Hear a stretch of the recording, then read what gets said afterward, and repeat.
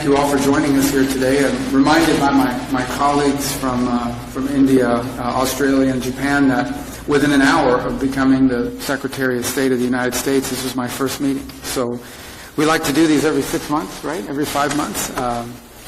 But we're honored to host them here today in this very important partnership that has developed over the years and that I think has really taken wing in the last few months, and we want to continue to build on. These are very important countries. These are very important strategic partners and allies of the United States, and together we have a lot of shared priorities, a lot of things we care about in the world. I think there are many global problems, but also problems that we face in our respective countries that can be solved by us cooperating together.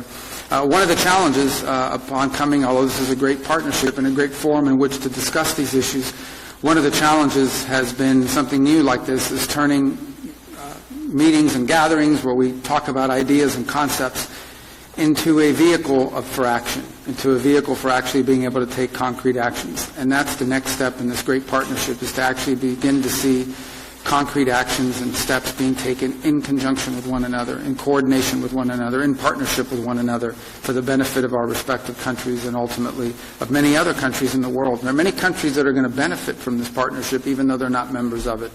And it's not simply a security matter. It's largely, in many cases, about economic development. In fact, later today we'll be hosting here in this building a number of companies. I think over 30 or 40 companies is the last count.